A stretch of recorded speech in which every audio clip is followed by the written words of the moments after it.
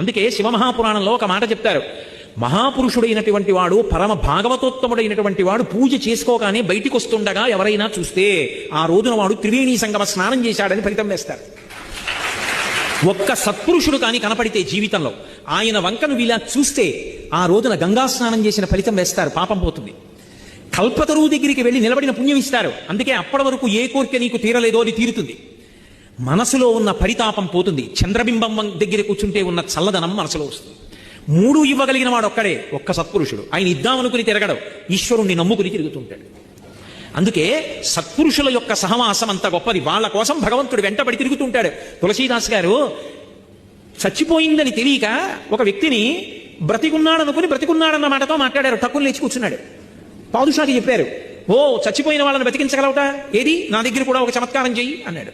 నేను చెయ్యను, నేను అన్న మాట రాముడు నిజం చేస్తారు, నాకు వాటితో సంబంధం లేదన్నాడు తులసీదాస్ గారు. అలాగా కొరణాలతో కొట్టండి, ఎందుకు చేయడం అన్నాడు. భటులు వచ్చి కొరణాలు పట్టుకుని కొట్టబోయారు. ఇలా చేతులు ఎత్తారు, అంతే కోట బురుజుల మీద ఎక్కడ చూసినా కోతులు వచ్చి కూర్చున్నాయి మహోగ్రంగా. ఒక్కొక్క కొరడా చెయ్యెత్తిన వాడిని 2 కోతులు పట్టుకున్నాయి. హడిలిపోయి పాదుషా సింహాసనం విడిచిపెట్టి పారిపోయాడు కోటలోకి. అప్పుడు తులసీదాస్ గారు హనుమాన్ చాలీసా చేశారు. అంత శక్తివంతమైంది హనుమాన్ చాలీసా. సత్పురుషుడికి ఆపద కలిగితే పరమేశ్వరుడు చూస్తుంటాడు, కాపాడుకుంటాడు. అందుకే అటువంటి సత్పురుష సహవాసమును విడిచిపెట్టవద్దు. అందుకే శివమహాపురాణంలో ఒక మాట చెప్తారు.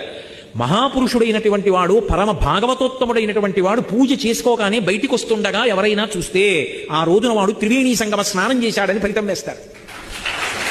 ఒక్క సత్పురుషుడు కానీ కనపడితే జీవితంలో ఆయన వంకను ఇలా చూస్తే ఆ రోజున గంగా స్నానం చేసిన ఫలితం వేస్తారు, పాపం పోతుంది. కల్పతరువు దగ్గరికి వెళ్ళి నిలబడిన పుణ్యం ఇస్తారు. అందుకే అప్పటి వరకు ఏ కోరిక నీకు తీరలేదో అది తీరుతుంది. మనసులో ఉన్న పరితాపం పోతుంది. చంద్రబింబం దగ్గర కూర్చుంటే ఉన్న చల్లదనం మనసులో వస్తుంది. మూడు ఇవ్వగలిగిన వాడు ఒక్కడే, ఒక్క సత్పురుషుడు. ఆయన ఇద్దామనుకుని తిరగడం, ఈశ్వరుణ్ణి నమ్ముకుని తిరుగుతుంటాడు.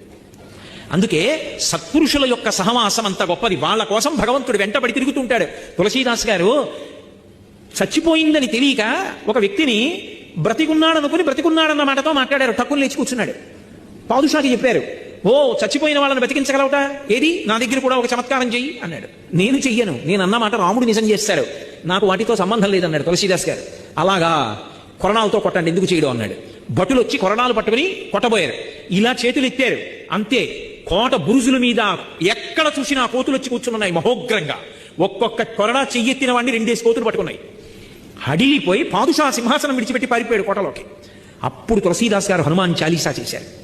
అంత శక్తివంతమైంది హనుమాన్ చాలీసా.